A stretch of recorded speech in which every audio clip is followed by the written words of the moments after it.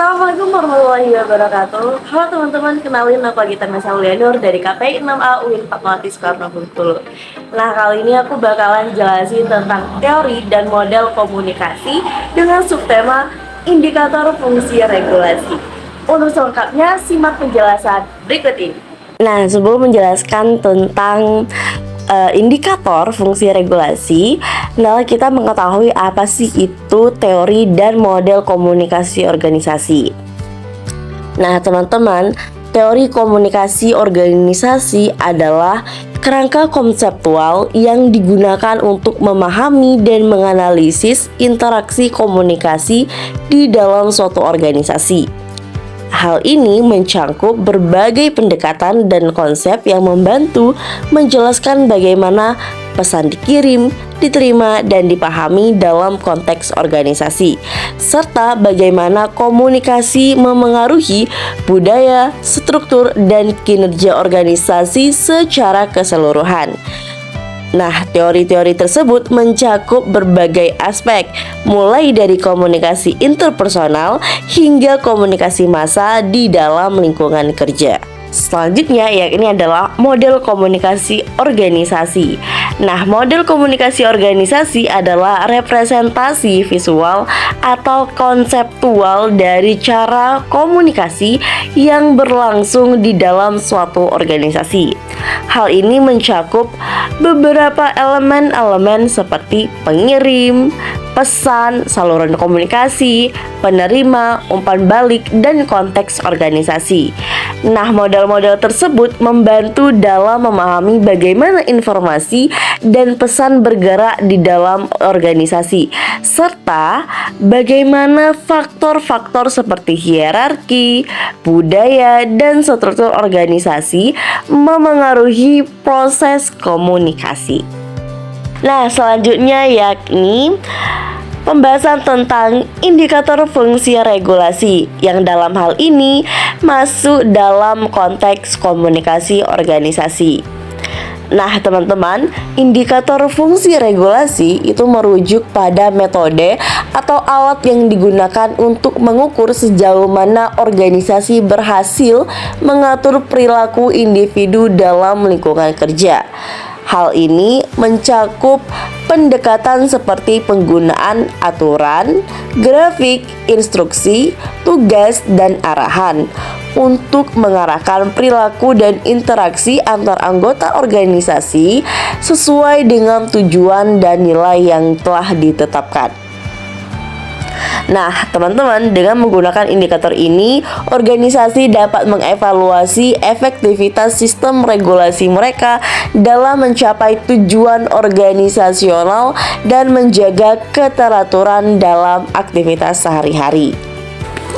Nah, selanjutnya saya akan menjelaskan tentang elemen indikator fungsi regulasi dalam konteks komunikasi organisasi. Yang pertama yakni aturan. Nah, aturan ini merupakan panduan formal yang ditetapkan oleh organisasi untuk mengatur perilaku anggota.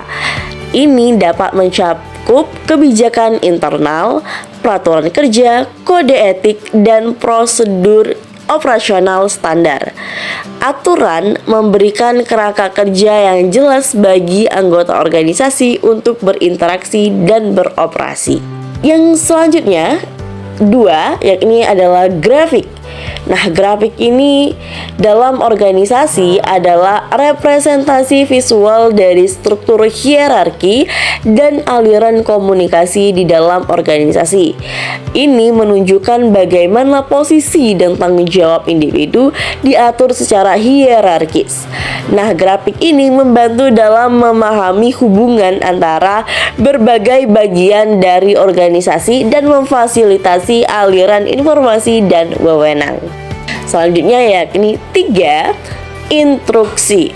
Nah, instruksi ini adalah panduan atau petunjuk yang diberikan kepada anggota organisasi tentang bagaimana melakukan tugas atau menjalankan proses tertentu. Ini bisa berupa instruksi tentang penggunaan peralatan, prosedur kerja, atau tindakan yang harus diambil dalam situasi tertentu. Instruksi ini membantu memastikan konsistensi dalam pelaksanaan tugas operasi sehari-hari. Yang selanjutnya yakni tugas. Nah, penugasan atau tugas yang diberikan kepada anggota organisasi adalah cara lain untuk mengatur perilaku. Dengan memberikan tanggung jawab yang jelas kepada individu, organisasi dapat memastikan bahwa tujuan dan tugas tertentu dilaksanakan sesuai dengan harapan.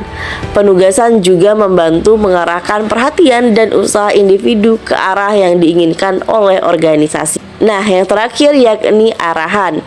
Arahan sendiri adalah petunjuk atau nasihat yang diberikan kepada anggota organisasi oleh pimpinan atau manajer. Ini bisa berupa arahan langsung, umpan balik, atau saran tentang cara melakukan pekerjaan atau mengatasi masalah. Nah, arahan ini membantu dalam membimbing dan mengarahkan perilaku individu sesuai dengan visi dan tujuan organisasi. Nah, teman-teman, dengan memperhatikan dan menggunakan indikator ini secara efektif, organisasi dapat memastikan bahwa sistem regulasi yang efisien diterapkan untuk mencapai tujuan organisasi dan menjaga keteraturan dalam aktivitas sehari-hari. Nah, teman-teman, terima kasih sudah menonton video ini dari awal hingga akhir. Semoga materi yang saya jabarkan dapat dimengerti oleh teman-teman sekalian dan juga dapat menjadi tambahan wawasan untuk kita semuanya. Terima kasih, saya Gita Mas Mulyana, pamit undur diri. Wassalamualaikum warahmatullahi wabarakatuh.